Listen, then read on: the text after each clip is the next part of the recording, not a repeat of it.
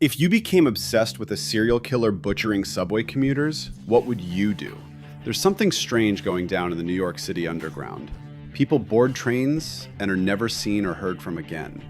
Day in and day out, year after year, it's almost systemic. When a rogue photographer desperate for the gruesome shot that'll launch his career encounters a dark, hulking figure who might be a serial killer, he'll disappear so far down the rabbit hole, he'll almost leave Earth completely. Today we're going to recap the story of the movie The Midnight Meat Train. This bald bastard picked the wrong night to work late. He wakes on the New York Green Line subway to find the train is completely deserted, or so it appears. He misses the massive slick of human viscera under his feet and slams onto his back in the spill. I think someone got motor oil in my blood supply.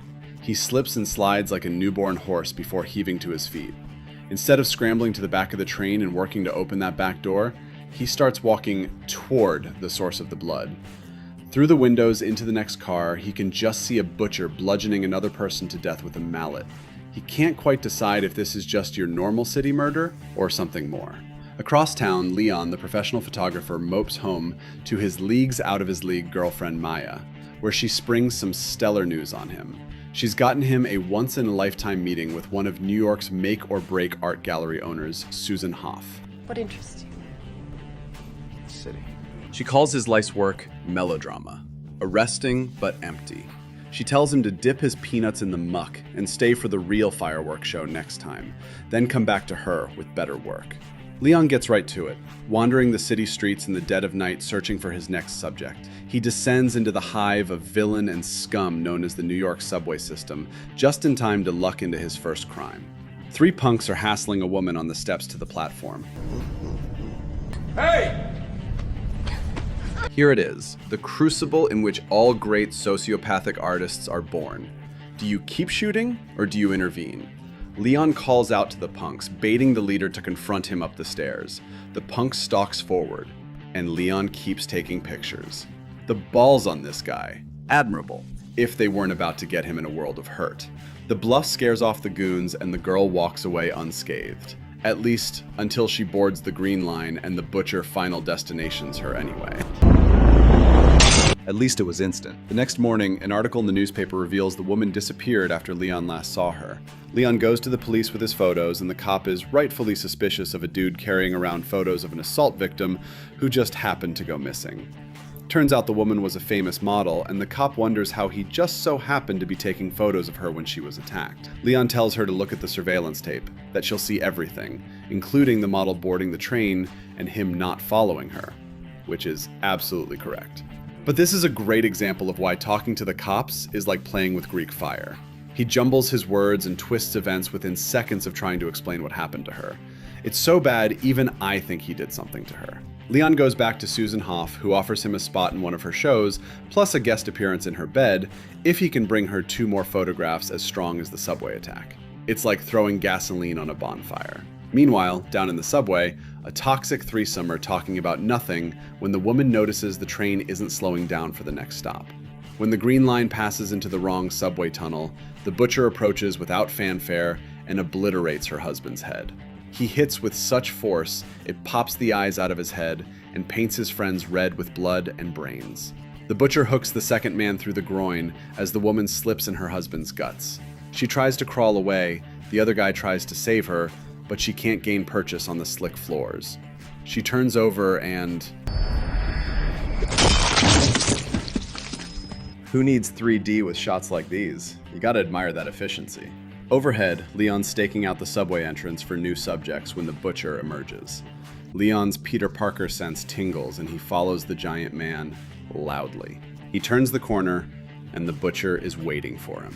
Leon tries to play it off cool, but the butcher catches him and studies his face before letting him go and entering the Hotel Barclay. Later, Leon processes photographs and notices the butcher's unique sunburst ring in the last photo he took of the missing model before she boarded the train. Leon doesn't know when to quit and begins stalking the butcher through the back alleys of Manhattan. Sure, because that worked out so well the first time. He discovers the butcher works at an actual meat packing plant by day, and by night, he people watches from a platform bench until his Green Line train pulls into the station. Leon the idiot goes to follow him onto an empty train car when a cop stops to search his camera, saving his parasitic life. Meanwhile, on the butcher's train, it's slim pickings for the evening. Just your average boxing champion turned knife enthusiast. An expendable in the making. The butcher slams the guy's head into the window, but he's struck by some sort of illness that makes him cough up blood, giving his victim a momentary upper hand. The guy pulls a knife, only to get it sliced back into his shoulder a second later. He gets the butcher into a headlock, but can't quite seal the deal, before the conductor steps out and puts one through his eye. Looks like the big guy's losing his touch. That's good news for us, or is it? Deeper down the rabbit hole, Leon infiltrates the meat packing plant in search of his white whale. And just like Moby Dick, the butcher ain't exactly hiding. I'm pretty sure it's hard to keep snapping exploitative pictures if you're dead, Leon. The butcher chases him into cold storage.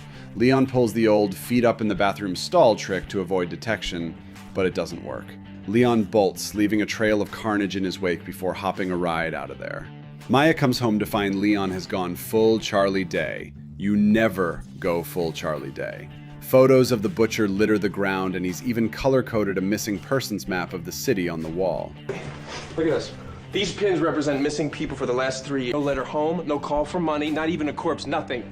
They just vanished into thin air. Those are rookie numbers for New York City, Leon. You're gonna have to pump those numbers up. No worries, I'm sure you will. He tries to drag Maya into his conspiracy about the butcher until he starts pulling out news articles from over 100 years ago.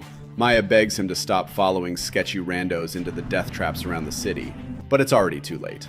Looks like you got your first killer fan, Leon, and I say it is time to bounce. Time to spring a sudden vacation on Maya, leaving tonight on the first red-eye out of the butcher's territory. Crimes happen in Hawaii too, Leon.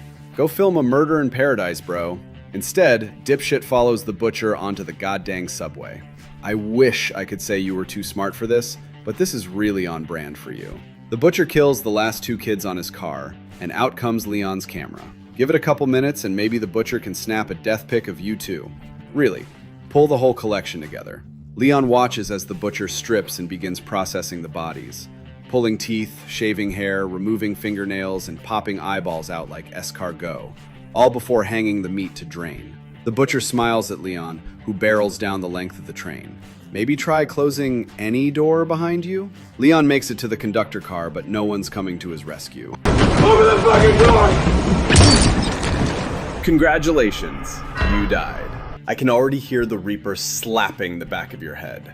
Oh, but Leon's not dead. It's so much worse. Leon wakes up hung from the ceiling in a still, darkened train car at the end of the line. Creatures board the train and rake their claws across his body until he passes out. He comes to in an abandoned train station under the meatpacking plant. At home, Leon undresses to find his chest has been marked with a strange symbol. He tells Maya everything that he saw, and that the photographic evidence of the butcher's work was taken from him. But when she tries to call an ambulance, he knocks the phone from her hand and terrorizes her. Maya, I know this is harsh, but maybe it's time to go stay at your mom's for a while. At least until you can find a shrink willing to make house calls. Unfortunately, she's a good girlfriend, which means she's gonna do the stupid thing that gets other people killed. Because Leon warns her the cops will think he's responsible for the model's death, she doesn't go to the police. Instead, she recruits their friend Jurgis, seriously, Jurgis, to break into the Barclay Hotel with her to search for Leon's camera in the butcher's apartment. You know what we're doing is insane. What else are we gonna do? We need his camera. We need to see what he saw. How about no? Leon told you this guy is a serial killer. And then she ambles. She freaking strolls through the butcher's apartment like she knows he won't be back for hours. In the kitchen, Jurgis jump scares her. He wants to speed up the search by having both of them look, but he goes just as slowly as she does. And now no one's watching the front door. The silent killer enters the apartment without either noticing. Jurgis has just found Leon's camera when the butcher caves his head in. Jurgis, you never stood a chance. Not much you can do when a ninja sneaks up behind you. Maya enters the living room to find the butcher's case sitting on the table. She pockets a leather folio of 100-year-old train timetables before she goes looking for Jurgis, and realizes the hulking thing in the closet ain't him. She races out of the hotel and ends up talking to the same police officer Leon once visited after breaking and entering someone else's apartment. The police officer says they checked out the butcher's apartment but couldn't locate Jurgis anywhere. She asks for the property Maya stole, saying that no charges will be filed, and Maya pulls a pretty smart move considering all the dumb shit she's done. She tells the cop that Jurgis has the leather bundle. If they want it, they'll have to find him. Curiously, the cop doesn't even hint at believing her, which is a pretty big red flag. She believes you and your friend broke into an apartment and that you openly admitted it to a police officer, but she won't believe your missing friend has the leather folio? Sounds like she already knows what happened to Jurgis and knows what he did and didn't have on his smashed up body. Maya panics and goes to the diner where she works to steal her boss's six-shooter, not even bothering to check if it's loaded or not before she leaves. But when she steps outside to call Leon, the cop has followed her. A huge red flag. You just made it here, Maya, which means she was practically stepping on your shoes the whole way over here. Maya demands answers at gunpoint, but this cop is way too chill about giving cryptic answers. Yet another red flag. She tells Maya Jurgis is on the train at 14th Street, the one arriving just after 2 a.m. Thanks for that incredibly specific, ominous information. Maya leaps away like a dog after a bone, but just no. Aside from those 17 red flags she just blazed past, Maya saw the butcher's timetables. She knows that trains equal butcher equal getting butchered. And this cop's absolute indifference to the gun at point-blank range tells us she thinks she has the upper hand here. The last place we're going is on that train. But of course, Maya's the first to buy a ticket. At the meatpacking plant, Leon builds his butcher uniform from knives and hooks and a chainmail apron before he descends into the abandoned train station. As the train barrels past,